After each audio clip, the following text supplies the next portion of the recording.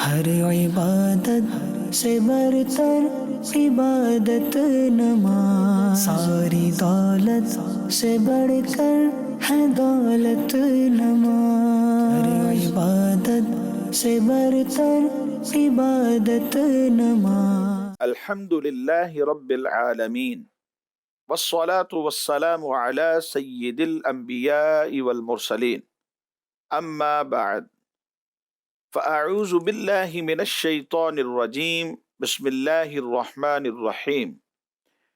الصلاة والسلام علیک یا رسول اللہ وعلى آلک واصحابک یا حبیب اللہ، الصلاة والسلام علیک یا نبی اللہ وعلی آلک و اصحابک یا نور اللہ۔ پیارے اسلامی بھائیوں اور مدنی چینل کے ناظرین،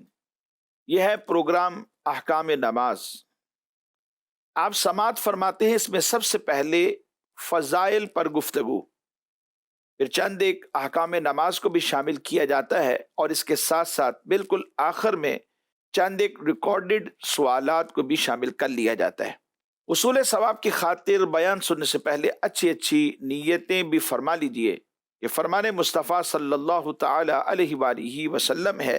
نیت المؤمن خیر من عملہ، مومن کی نیت اس کے عمل سے بہتر ہے۔ ناظرین، گزشتہ سلسلے میں ہم بات کر رہے تھے نماز کے فوائد پر۔ نماز کے 5 فائدے بیان کیے گئے تھے، آج چھٹا فائدہ سماعت فرمائیے۔ نماز اللہ تبارک و تعالی کے دیدار کا ذریعہ ہے۔ حضرت جریر بن عبداللہ رضی اللہ تعالیٰ عنہ کہتے ہیں کہ ہم اللہ کے رسول صلی اللہ تعالی علیہ وآلہ وسلم کے پاس بیٹھے ہوئے تھے کہ آپ صلی اللہ علیہ وسلم نے 14ویں رات کے چاند کو دیکھا اور فرمایا، بلا شبہ تم اپنے پروردگار عز و جل کو قیامت کے دن دیکھو گے جیسا کہ تم اس چاند کو دیکھ رہے ہو، اور ارشاد فرمایا کہ تم دیکھنے میں کوئی بھی تنگی نہیں پاؤ گے، بس اگر تم سے ہو سکے تو تم سورج طلوع ہونے سے پہلے کی نماز یعنی نماز فجر اور سورج ڈوبنے سے پہلے کی نماز یعنی نماز عصر، ان دونوں نمازوں میں ہرگز کوتاہی نہ کرو، یعنی ان دونوں نمازوں کو اپنے وقت پر ضرور ادا کرو۔ پھر حضور نبی پاک صلی اللہ علیہ وسلم نے یہ آیہ مبارکہ تلاوت فرمائی، وَسَبِّحْ بِحَمْدِ رَبِّكَ قَبْلَ طُلُوعِ الشَّمْسِ وَقَبْلَ غُرُوبِهَا، یعنی اپنے رب کی تسبیح، اپنے رب کی تحمید سورج طلوع ہونے سے پہلے اور اس کے غروب ہونے سے پہلے فرمایا بیان کرو، یعنی سورج طلوع ہونے سے پہلے فجر کی نماز ہے اور سورج غروب ہونے سے پہلے عصر کی نماز ہے، یعنی ان میں کوتاہی نہ کرو، تو کیا ہوگا کہ اللہ تبارک و تعالی کا دیدار نصیب ہوگا۔ یعنی نماز جو ہے یہ اللہ تبارک و تعالی کے دیدار کا ذریعہ ہے۔ اور 7واں فائدہ، نماز جنت میں اللہ کے رسول صلی اللہ علیہ وسلم کی رفاقت کا ذریعہ ہے۔ صحیح مسلم شریف کی حدیث مبارک ہے، حضرت ربیہ بن کعب رضی اللہ تعالی عنہ کہتے ہیں کہ میں اللہ کے رسول صلی اللہ تعالی علیہ وآلہ وسلم کی خدمت کے لیے رات بھر مستعد رہتا تھا۔ آپ صلی اللہ علیہ وسلم کے پاس آپ کے وضو کا پانی اور دوسری ضرورت کی جو اشیاء ہیں، مثال کے طور پہ مسواک وغیرہ، وہ میں حضور کی خدمت میں لے کر آیا کرتا تھا۔ تو آپ صلی اللہ تعالی علیہ وآلہ وسلم نے ایک دن مجھ سے یہ ارشاد فرمایا، سل ربیہ، ربیہ مانگو، کیا مانگتے ہو؟ تو میں نے عرض کیا، میں جنت میں آپ کی رفاقت کا سوال کرتا ہوں، اسألک مرافقتک فی الجنہ۔ تو نبی پاک صلی اللہ علیہ وسلم نے ارشاد فرمایا، کیا اس کے علاوہ بھی تیرا کوئی اور سوال ہے؟ تو میں نے عرض کیا، بس یہی سوال ہے۔ تو سرکار دو عالم صلی اللہ علیہ وسلم نے ارشاد فرمایا، فَأَعِنِّي عَلَى نَفْسِكَ بِكَثْرَةِ السُّجُودِ، فرمایا تو تجھے اپنے نفس کے مقابلہ میں زیادہ نوافل ادا کر کے میری مدد کرنا ہوگی، یعنی تو بکثرت سجدے کر کے نفلی نمازیں ادا کر کے میری معاونت کر، تاکہ میں تیری اس خواہش اور آرزو کے لیے اللہ تبارک و تعالیٰ کی بارگاہ میں دعا کروں اور تیری سفارش کروں۔ تو اس سے یہ پتہ چلا کہ نماز نبی پاک صلی اللہ علیہ وسلم کی جنت میں رفاقت کا سبب ہے۔ اور 8واں فائدہ، نماز دل کے سکون اور راحت کا ذریعہ بھی ہے۔ حضرت امام الانبیاء جناب محمد مصطفیٰ صلی اللہ تعالی علیہ وآلہ وسلم حضرت بلال حبشی رضی اللہ تعالی عنہ کو یہ حکم دیا کرتے، اے بلال ہمیں راحت پہنچاؤ۔ مراد یہ ہے کہ اے بلال اٹھو، اذان دو اور ہمیں راحت پہنچاؤ۔ تو اس سے یہ پتہ چلتا ہے کہ نماز جو ہے وہ دل کے سکون و اطمینان اور راحت کا ذریعہ ہے۔ دیکھیں مدنی چینل کے ناظرین، آج لوگوں کو اذان سنتے ہی بسا اوقات سر درد شروع ہو جاتی ہے، سینے میں گھٹن محسوس ہوتی ہے، اور نماز جو ہے وہ بھاری اور بوجھ محسوس ہونے لگتی ہے۔ نماز کے لیے گھر سے نکلنا ہے تو ٹانگوں میں درد شروع ہو جاتی ہے، عجیب عجیب طرح کے خیالات آنا شروع ہو جاتے۔ حالانکہ حقیقی طور پر اگر ہم چاہتے ہیں کہ ہمیں راحت ملے، سکون ملے، اطمینان ملے، تو یہ اللہ کے ذکر میں ہے، اور نماز اللہ کا ذکر ہے۔ الا بذکر اللہ تطمئن القلوب، اور دلوں کا چین، دلوں کی راحت اور دلوں کا جو سکون ہے وہ نماز میں ہے۔ تو ہمیں چاہیے کہ جہاں حقیقی راحت ملتی ہے اس حقیقی راحت کو پانے کی کوشش کریں، نہ کہ عارضی طور پر جو ہمیں راحت محسوس ہوئی اسے ہم نے لے لیا، لیکن پھر کیا ہوا، وہ جب چیز چلی گئی تو راحت بھی ساتھ ہی چلی جاتی، اور خدا نہ خواستہ اگر وہ گناہ ہوا تو گناہ نامہ اعمال میں باقی رہتا ہے۔ تو وہ کام کرنا چاہیے کہ جس کے ذریعے سے اللہ بھی راضی ہو، دل کو سکون بھی ملے، اور یہ سکون ہمیشہ کے لیے ہو، نہ کہ عارضی۔ یوں ہی نماز کے فوائد میں علماء نے لکھا کہ نماز دکھوں، دردوں اور پریشانیوں کا علاج بھی ہے۔ حضرت حذیفہ رضی اللہ تعالی عنہ کہتے ہیں، کان النبی صلی اللہ علیہ وسلم اذا حزبہ امر صلی، کہ جب کبھی بھی حضور نبی پاک صلی اللہ علیہ وسلم کو کوئی غمناک معاملہ درپیش ہو جاتا، یعنی غمگین صورتحال ہوتی، کوئی ایسا معاملہ درپیش ہوتا جو غم پیدا کرنے والا ہے، پریشان کرنے والا ہے، تو حضور نبی پاک صلی اللہ علیہ وسلم نماز ادا فرمایا کرتے تھے۔ یوں ہی علماء نے 10واں فائدہ جو بیان کیا وہ یہ بھی ہے کہ نماز بے حیائی، عریانی اور ہر طرح کی برائی سے بندے کو روک دیتی ہے۔ قرآن مجید فرقان حمید میں اللہ تبارک و تعالی نے ارشاد فرمایا، ان الصلاۃ تنہی عن الفحشاء والمنکر، بلا شبہ نماز بے حیائی اور گناہ سے بندے کو روک دیتی ہے۔ اس کی کم از کم شکل یہ ہے کہ نماز پڑھنے والا دوران نماز تو گناہوں سے، بے حیائیوں سے اور بری باتوں سے بچا رہتا ہے۔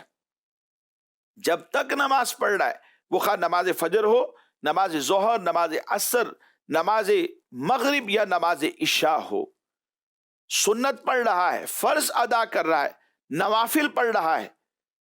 یا فرضوں کے بعد کی سنتیں ادا کر رہا ہے، جب تک یہ نماز پڑھ رہا ہے اس دوران میں یہ بندہ گناہوں سے بچا ہوا ہے، بے حیائیوں سے بچا ہوا ہے، بری باتوں سے، برے کاموں سے اپنی ذات کو گویا کہ بچائے ہوئے ہوتا ہے۔ اور اگر نماز خشوع و خضوع کے ساتھ تمام شرائط اور آداب کو ملحوظ رکھتے ہوئے ادا کرے گا تو نماز کے بعد بھی اس کی جو تاثیر ہے وہ انشاءاللہ باقی رہے گی۔ اور یہ بات مشاہدے سے ثابت ہے کہ نمازی آدمی بے نماز کی بنسبت بہت سارے گناہوں سے محفوظ رہتا ہے، اور یہ بات طے ہے کہ جب بندہ گناہوں سے بچا رہتا ہے تو اسے حقیقی طور پر جو دل کا سکون و اطمینان ہے وہ بھی محسوس ہونے لگتا ہے۔ اس لیے مدنی چینل کے ناظرین، اگر ہم چاہتے ہیں کہ نماز کے جو فوائد ہیں کما حقہ ہمیں ملنا شروع ہو جائے تو ہمیں احکام نماز سیکھنے ہوں گے۔ نماز جن شرائط کے ساتھ ادا کی جاتی ہے اور نماز کے جو ارکان ہیں ان تمام کو سیکھ کر پھر اپنے وجود پر اپلائی کرنا ہوگا۔ یعنی جب ہم نماز پڑھیں تو انہیں ملحوظ رکھتے ہوئے جیسی نماز ہونی چاہیے ویسی نماز پڑھیں، جیسا قیام ہونا چاہیے ویسا قیام کیا جائے، جیسا رکوع اور سجدہ ہونا چاہیے ویسے رکوع اور ویسے سجدے کرنے چاہیے، اور تشہد جب پڑھے تو جیسے تشہد کا انداز ہونا چاہیے ویسے ہمیں تشہد پڑھنی چاہیے۔ درود پاک پڑھیں تو درود پاک پڑھنے کا انداز ہو، دعا کریں تو دعا کرنے کا انداز ہو، اور ہمیں پتا ہو کہ ہم نماز میں کیا پڑھ رہے ہیں، اور یہ سیکھنے کے بغیر نہیں ہو سکتا۔ تو مدنی چینل کے ناظرین، آئیے آج کے سلسلے میں چند ایک احکام نماز کو بھی شامل کرتے ہیں۔ پہلا سوال جو آج کے سلسلے میں ہم شامل کرنے جا رہے ہیں وہ اس طرح ہے کہ فرضوں کے بعد جب سنتیں اور نوافل پڑھی جاتے ہیں، جیسے نماز ظہر، نماز مغرب اور نماز عشاء، یہ تین نمازیں جن کے بعد سنتیں اور نوافل بھی ہوتے ہیں، تو جب یہ سنتیں اور نوافل پڑھے جاتے ہیں تو جگہ بدل کر پڑھنے چاہیے۔ اس کے بارے میں کیا حکم ہے؟ کیا یہ جگہ بدلنا لازمی ہے، یا جہاں فرض پڑے ہیں وہیں پر یہ سنتیں اور نوافل بھی ادا کیے جا سکتے ہیں؟ یہاں پر یہ بات ذہن میں رکھیے کہ علماء نے اپنی کتابوں میں یہ مسئلہ لکھا ہے کہ جہاں فرض ادا کیے سنتیں اور نوافل بھی وہیں پر اگر ادا کرنا چاہیں تو کر سکتے ہیں، لیکن اگر کوئی دشواری نہ ہو تو جگہ بدل کر پڑھنا یہ بہتر ہے، یہ مستحب عمل ہے، اور اس کی وجہ علماء نے یہ بیان فرمائی تاکہ زمین کے جو دیگر حصے ہیں وہ بھی اس کی عبادت پر گواہ ہو جائیں۔ اور یہ بات احادیث کے اندر بھی موجود ہے۔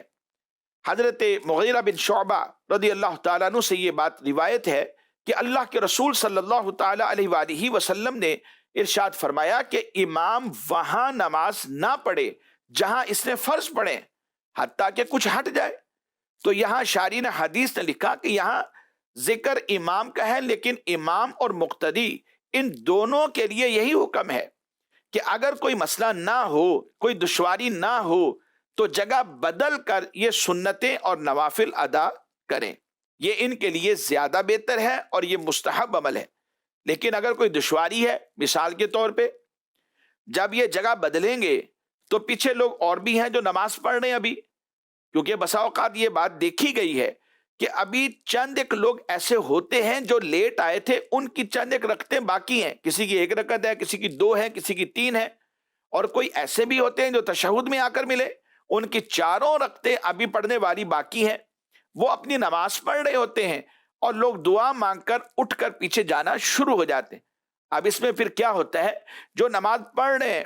ان کو گزرتے ہوئے ان کے کندھے لگتے ہیں، ان کی نماز میں خلل آتا ہے، یا پھر یہ ہوتا ہے کہ بسا اوقات نمازی کے آگے سے جو گزرنے کا گناہ ہے وہ بھی نامہ اعمال میں لکھواتے ہیں، تو بہت ساری خرابیاں پھر لازم آ جاتی ہیں جب کہ یہ گزر رہے ہوتے ہیں۔ ہاں کوئی دشواری نہ ہو، مثال کے طور پہ کوئی نمازی پیچھے نماز نہیں پڑھ رہا، اس طرح کی دشواری نہیں ہے کہ یہ گناہ لازم آئے گا کہ بھئی نمازی کے آگے سے گزر جائیں گے، یا پھر ان کو کندھے مارنے پڑیں گے، یا ان کو پھیلانگ کر جانا پڑے گا کہ اس طرح کہ ان کی نماز کی خشوع و خضوع میں خلل آ جائے۔ اس طرح کی صورتیں اگر نہیں ہوتی تو پھر بہتر اور مستحب عمل یہ ہے کہ جہاں فرض ادا کیے ہیں اس جگہ کو چھوڑ کر، یعنی جگہ بدل کر دوسری جگہ پر سنت اور نوافل ادا کیے جائیں، تاکہ دیگر جو مقامات ہیں، جو جگہ ہیں، وہ بھی ہماری نماز کے لیے گواہ بن جائیں۔ مزید ایک سوال شامل سلسلہ کرتے ہیں، کیا دعا جب مانگی جاتی ہے، خواہ وہ نماز کے بعد مانگے یا پھر ویسے ہی تلاوت کے بعد کبھی دعا مانگنے کا موقع آ جائے، جہاں کہیں بھی دعا مانگے تو کیا دعا مانگ کر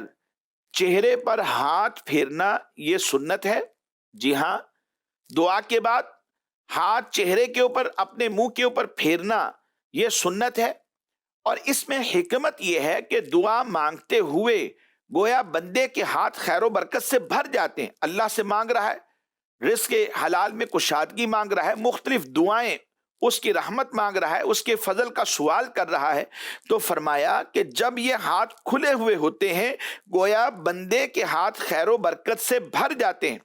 تو اب حکم یہ ہے کہ وہ خیر و برکت اپنے اعلیٰ اور اشرف حصے یعنی چہرے پر الٹا لے، تاکہ اس کے ذریعے سے وہ خیر و برکت اس کے سارے وجود میں سرایت کر جائے۔ ایک حدیث مبارک ہے، سیدنا عمر فاروق اعظم رضی اللہ تعالی عنہ سے یہ حدیث مروی ہے۔ آپ کہتے ہیں کہ نبی پاک صلی اللہ تعالی علیہ وآلہ وسلم جب آپ دعا میں ہاتھ اٹھاتے تو چہرہ انور پر ہاتھ پھیرے بغیر نیچے نہ کیا کرتے تھے۔ یوں ہی سنن ابو داؤد شریف کی بھی ایک حدیث مبارک میں اسی طرح موجود ہے، اور شارحین حدیث نے یہ بات لکھی کہ دعا سے فارغ ہونے کے وقت ہاتھ اپنے چہرہ انور پر پھیرتے تاکہ نیک فعال ہو سکے، اور برکت حاصل کرنے کے لیے ہاتھ خیر سے بھر گئے ہیں اور اس خیر کو اپنے چہرے کے اوپر ڈال لیا جاتا۔ تو اس طرح خیر و برکت کے لیے اپنے چہرے کے اوپر ہاتھ پھیر لینے چاہیے۔ یہ نبی پاک صلی اللہ علیہ وسلم کا عمل بھی ہے اور صحابہ کرام علیہم رضوان کا بھی یہ معمول رہا ہے، اور یہ 1400 سال سے یہ سلسلہ چلتا چلا آ رہا ہے کہ جب بھی دعا کی جاتی ہے تو دعا کے بعد اپنے چہرے پر ہاتھ پھیرے جاتے ہیں تاکہ خیر و برکت جو ہاتھوں پر جمع ہو چکی ہے وہ ہمارے چہرے کے ذریعے ہمارے وجود پر سرایت کر جائے۔ تو عمل کیجئے، سنت سمجھ کر اس کا ثواب بھی ملے گا۔ مزید ایک سوال شامل سلسلہ کرتے ہیں،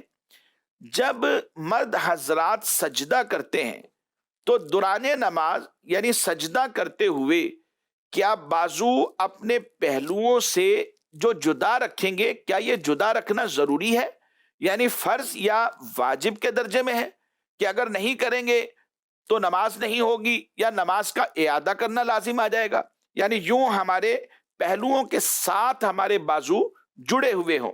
کیا سجدے میں ایسا رکھنا چاہیے یا جدا کرنا ضروری ہے؟ یاد رکھیں دوران نماز سجدہ کرتے ہوئے بازوؤں کو اپنی کروٹوں اپنے پہلوؤں سے جدا رکھنا سجدے کی سنتوں میں سے ہے، فرض یا واجب نہیں ہے، سنتوں میں سے ہے، جس کا ہر مرد کو خیال رکھنا یہ ضروری ہے۔ حضور نبی پاک صلی اللہ تعالی علیہ وسلم بذات خود جب آپ نماز پڑھتے تو بازو پہلو سے آپ جدا رکھ کر آپ سجدہ کیا کرتے تھے، اور دیگر صحابہ کرام علیہ رضوان کا بھی اسی کے اوپر عمل رہا ہے۔ البتہ یہ بات دیکھ لیں کہ بازو پہلوؤں سے جدا رکھنے پر جو ساتھ والے نمازی انہیں تکلیف نہ ہو، کیونکہ بسا اوقات ایسا ہوتا ہے کہ مسجد میں جگہ کم ہے، ہر کوئی ساتھ ساتھ کھڑا ہوتا ہے، اب ایک بندے نے زیادہ اس کو چوڑائی میں رکھ لیا تو ساتھ والے نمازی کو تکلیف ہوگی، تو ساتھ والے جو نمازی ہے سجدہ کرنے میں انہیں تکلیف نہ پہنچے۔ اگر صورت بن سکتی ہے تو باجماعت نماز میں بھی اس کی صورت بنائی جائے، لیکن اگر نہ بنتی اور ساتھ والے نمازیوں کو تکلیف ہوتی ہے تو پھر کم کھول لیا جائے، یا پھر نہ بھی کھولا جائے تو حرج نہیں ہے۔ ورنہ اکیلے نماز پڑھنے یا جماعت میں ایسی کشادگی ہے کہ وہاں بازوؤں کو کروٹوں سے جدا کیا جا سکتا ہے تو ضرور کیا جائے تاکہ سنت کا ثواب بھی مل جائے۔ تو مدنی چینل کے ناظرین، آئیے آج کے سلسلے میں چند ایک ریکارڈڈ سوالات بھی ہم شامل کرتے ہیں۔ جی سوال چلائیے۔ میرا نام محمد راحل اتاری ہے، میرا تعلق شاہ کوٹ سے ہے۔ مفتی صاحب کے بارگاہ میں میرا سوال ہے کہ امام صاحب نے نماز عشاء کی دوسری رکعت میں سورہ فاتحہ کے ساتھ سورہ کوثر کی تلاوت فرمائی اور 2 آیتیں پڑھ کر ہی نماز مکمل کر دی، تیسری آیت ان کی زبان پر جاری ہی نہیں ہوئی۔ نماز مکمل کرنے کے بعد مقتدیوں میں سے ایک حافظ صاحب نے کہا کہ 3 آیتیں پڑھنا واجب تھا، امام صاحب نے 2 آیتیں پڑھی ہیں، لہٰذا یہ نماز واجب الاعادہ ہوئی۔ تو مفتی صاحب کی بارگاہ میں عرض ہے کہ رہنمائی فرما دیں، آیا یہ نماز درست ہوئی یا اس کو دوبارہ پڑھنا واجب ہے؟ پوچھی گئی صورت میں امام صاحب اور مقتدی سب کی نماز درست ہو گئی، کسی کو بھی نماز دوبارہ پڑھنے کی حاجت نہیں ہے۔ اس کی وجہ کیا ہے؟ اس کی وجہ یہ ہے کہ نماز میں سورہ فاتحہ کے بعد ایک بڑی آیت جو 3 چھوٹی آیات کے برابر ہو، یا 2 اتنی بڑی آیتیں کہ جو 3 چھوٹی آیتوں کے برابر ہو جائیں، یا صرف 3 چھوٹی آیتیں ہی پڑھ لی جائیں، یہ پڑھنا واجب ہے۔ اتنی قرات سے سورت ملانے کا جو واجب ہے وہ ادا ہو جائے گا جو بیان کیا گیا، جیسے انا اعطیناک الکوثر فصلی لربک وانحر۔ اب یہ جو بڑی آیت ہے اس کی مقدار کتنی ہونی چاہیے؟ اس کو علامہ ابن عابدین شامی رحمۃ اللہ تعالی علیہ نے لکھا کہ وہ آیت کے جس میں 30 حروف ہوں، 30 حروف، 30 حروف ہوں تو وہ بڑی آیت ہے، اور سیدی اعلی حضرت رحمۃ اللہ تعالی علیہ نے بھی اسے بہتر قرار دیا۔ اب ان دو آیات کے جو حروف ہیں اگر کاؤنٹ کیے جائے تو یہ تقریباً 30 حروف بن جاتے ہیں۔ تو اب اس اعتبار سے اگر دیکھا جائے تو یہ دو آیتیں 3 چھوٹی آیات کے گویا کے برابر ہیں، اور ان کے پڑھنے سے نماز ہو جائے گی۔ جس نے یہ کہا کہ بھائی نماز دوبارہ پڑھنی پڑے گی، وہ غلط مسئلہ ہے، اس سے رجوع کرے۔ اور درست یہی ہے کہ ان دو آیات سے نماز ہو گئی، امام صاحب کی بھی ہو گئی اور مقتدیوں کی بھی نماز ہو گئی۔ یہ سوال اور چلائیے۔ مفتی صاحب کی بارگاہ میں میرا یہ سوال ہے کہ قرآن پاک لیٹ کر پڑھنا یا وظائف وغیرہ لیٹ کر پڑھنا کیسا ہے؟ جس بستر پر لیٹے ہوئے ہیں اس کا پاک ہونا ضروری ہے۔ بستر پاک ہے، اگر لیٹ کر قرآن پاک کی تلاوت کریں یا اوراد و وظائف پڑھیں تو اس میں کوئی حرج نہیں ہے۔ البتہ علماء نے یہ لکھا کہ جب ایسا کبھی موقع ہو کہ لیٹ کر آپ پڑھنا چاہتے ہیں تو پاؤں کو سمیٹ لیا جائے، پاؤں دراز نہ رکھیں بلکہ انہیں سمیٹ لیں، اور پھر آپ اوراد و وظائف بھی پڑھ لیں، قرآن پاک کی تلاوت بھی کر لیں۔ اور اس میں بھی مزید بہتر یہ ہے کہ اگر سر کے اوپر بھی کپڑا اوڑا ہوا ہے تو چہرہ خالی کر لیں، ننگا کر لیں، اور پھر اس کے بعد آپ تلاوت جو کرنا چاہیں وہ کر لیں۔ مزید سوال چلائیے۔ محمد رمضان عطاری ڈیرہ اسماعیل خان سے میرا سوال مفتی صاحب کی بارگاہ میں یہ ہے کہ عمرہ کی ادائیگی میں ظہر کے بعد کعبہ معظمہ کا طواف کیا اور اس کے بعد نوافل ادا نہیں کیے، اس کے بغیر ہی سعی کرنے اور حلق کروانے کے بعد احرام کھول دیا۔ پوچھنا ہے کہ کیا طواف کے نوافل ادا کیے بغیر احرام سے باہر آنے کی وجہ سے کوئی دم وغیرہ تو لازم نہیں آتا، اور کیا طواف کے نوافل ادا کرنا ابھی بھی لازم ہے؟ ہر طواف کے بعد 2 رکعت نماز نفل پڑھنا یہ واجب ہے، اور ہر طواف سے مراد 7 چکر کا ایک طواف ہوتا ہے، پھر اس کے بعد 2 رکعت نماز نفل پڑھنا یہ واجب ہے، لیکن مکروہ وقت نہ ہو۔ اگر مکروہ وقت نہیں ہے تو فوراً پڑھ لیے جائیں کہ اس سے سنت کا ثواب بھی مل جائے گا، اور اگر مکروہ وقت ہے تو پھر اسے غیر مکروہ وقت میں پڑھنا لازم ہوگا، کیونکہ یہ نفل پڑھنا واجب ہے، یہ ذمے پر رہتے ہیں، جب بھی کبھی ادا کرے یہ ادا ہی کہلائیں گے۔ ایسا نہیں ہے کہ اگر وقت پر ادا نہیں کیے تو یہ قضا ہو جائیں گے یا ختم ہو جائیں گے، یہ جب بھی ادا کریں گے یہ ادا ہی کہلائیں گے۔ مکروہ وقت ہونے کی وجہ سے ترک کیے اور بعد میں پڑھے تب بھی یہ ادا ہی ہے، یا ویسے ہی اپنی مرضی سے انہیں ترک کر دیا تو زیادہ سے زیادہ یہ ہوگا کہ سنت پر عمل نہیں کیا جو فوراً پڑھنے والی سنت تھی۔ آپ بعد میں 1 دن کے بعد، 10 دن کے بعد، 50 دن کے بعد جب بھی یہ پڑھیں گے یہ ذمے پر لازم ہی رہیں گے، یہ ساقط نہیں ہوں گے جب تک پڑھ نہیں لیتے، اور جب بھی پڑھیں گے ادا ہی کہلائیں گے۔ مزید چینل کے ناظرین، ہمارے آج کے سلسلے کا وقت اختتام کو پہنچا۔ ہم آپ سے اجازت چاہتے ہیں، دعا گو ہیں اللہ کریم ہم سب کو عمل کی بھی توفیق عطا فرمائے۔ آمین بجاہ النبی الامین صلی اللہ تعالی علیہ وآلہ وصحبہ وبارک وسلم۔ ہر عبادت سے برتر عبادت نماز، ساری دولت سے بڑھ کر ہے دولت نماز، ہر عبادت سے برتر عبادت نماز۔